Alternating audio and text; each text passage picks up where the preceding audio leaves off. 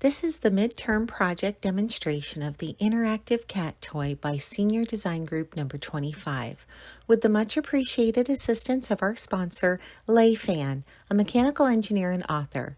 Our group members include Eliza Grabowski, Joseph Lopez, Vu Nguyen, and Elizabeth Vargas. Our midterm demo video consists of two parts: overall functionality and key engineering specifications. The basic design for the ICT includes a lighting effect with a single color light display, a sound effect with a single animal sound, motion with a singular tail motion that shakes the scent of catnip into the air, and a circuit that allows the toy to be switched between charging the battery, turning the power off, and powering the toy. The advanced design of the ICT includes a phone application that gives the toy owner the ability to control extra effects for lighting, sound, and motion features, and motion detection so that the toy will activate from a sleep mode when motion is detected.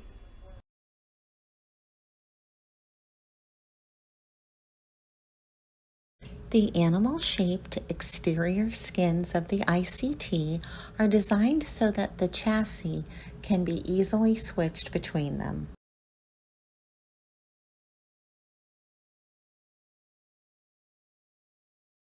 The chassis is custom made by our sponsor, Lei Fan, to fit the electronic components. This is your charging plug that goes into the side here.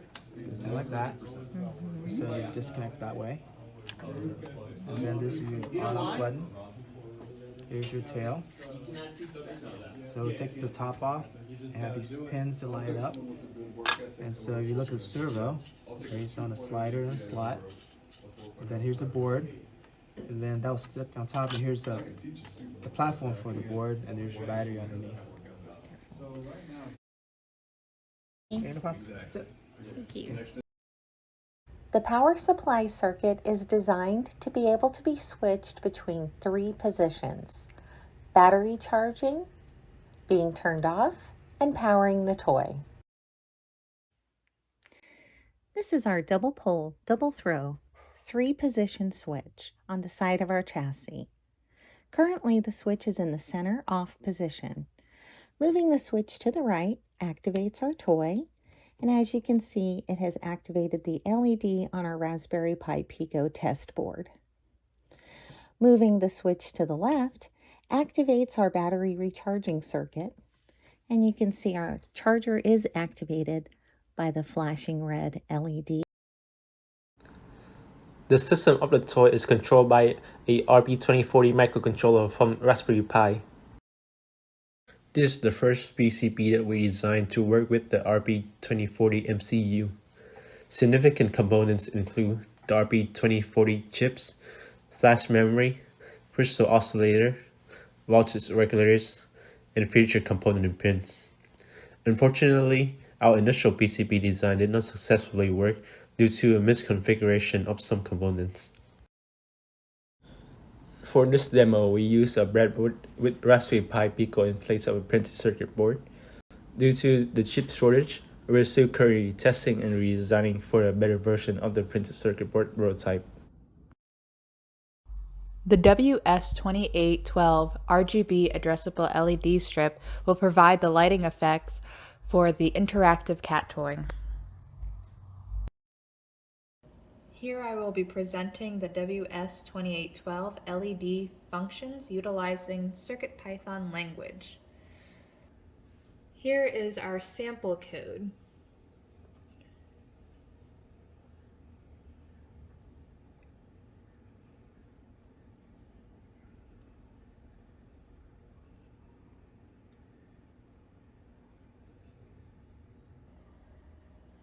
This first LED pattern will be used for the base toy function. The next two patterns will be achieved through the app.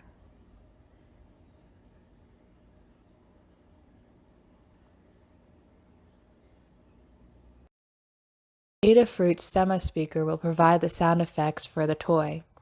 The Stemma speaker is a 1 watt 8 ohm speaker and a Class D audio amplifier packaged into one device. The sound will be broadcasted through the Stemma speaker using CircuitPython to execute the sound. Here is our sample code.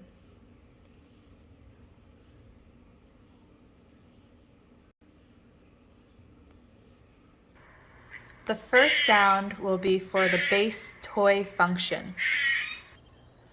The next two sounds will be achieved through the app.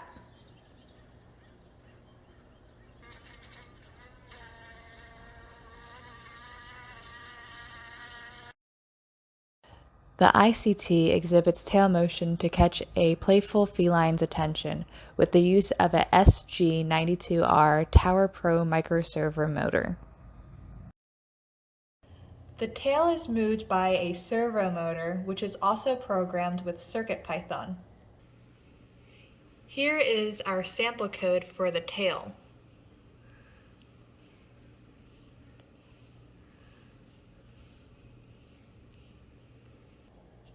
This first tail motion is for the bass toy.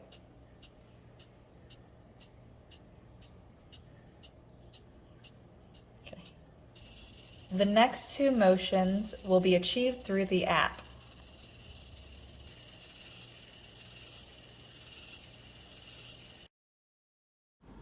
The HCSR501 passive infrared sensor is used in our system to detect motion using pyroelectricity.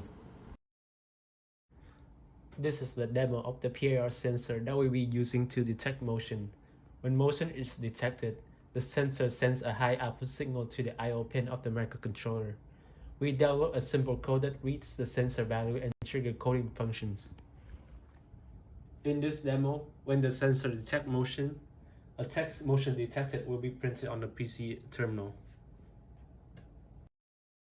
The future for the interactive cat toy can be controlled by the smartphone application.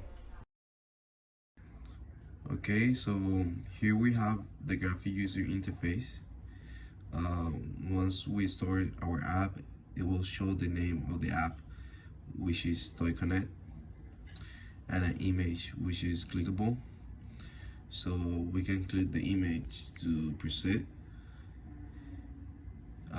That image will lead us to the next page where the user will have the option to choose the feature he wants to use. So we have the light, sounds, motion, and each feature is going to have different modes. So as you can see, we also have like a return bar bottom, go back, sounds, motion. This is the overall functionality of the toy. Each component is operational. It's controlled simultaneously by the microcontroller. The system is powered by a 4.8 volts nickel metal hydride battery and is wired by a double pole double throw switch. One terminal is to charge the battery. The other terminal is to connect the battery to the system, while the middle terminal is off.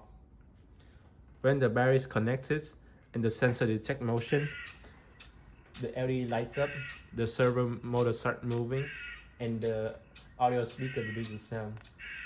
The app and the Bluetooth module can configure the toy and change light patterns and audio sound.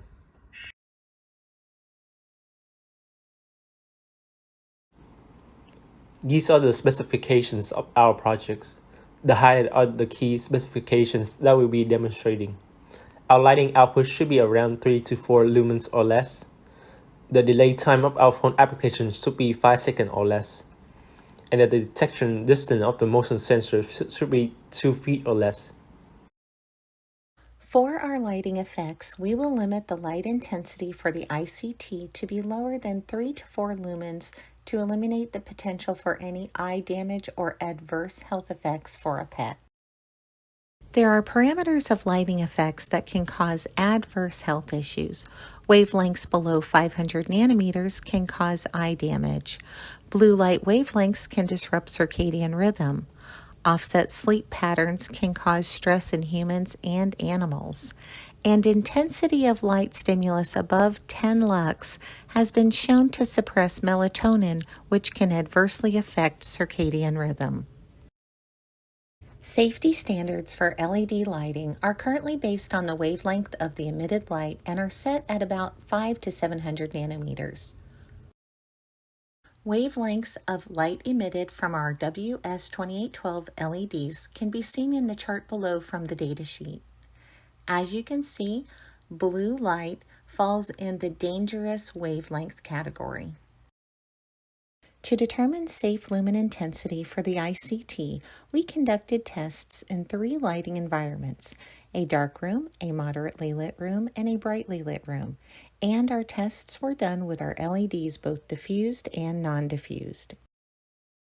We measured luminance in lux over a distance of 1 meter in order to make conversion to measures in lumens simple. For our light testing, we've set up this apparatus that sets up our light meter with its sensor at exactly 1 meter, which is 100 centimeters, above our light source, which is our LEDs on the back of our chassis. We record measures from the LED light meter in an Excel spreadsheet over a wide range of colored lights. We repeat this process with the LEDs both non-diffused and diffused, and in 3 lighting environments. We charted the measures of lux for both non-diffused and diffused LED lighting. Trend lines were shaped as we expected. This confirmed that our measures could be used with good confidence.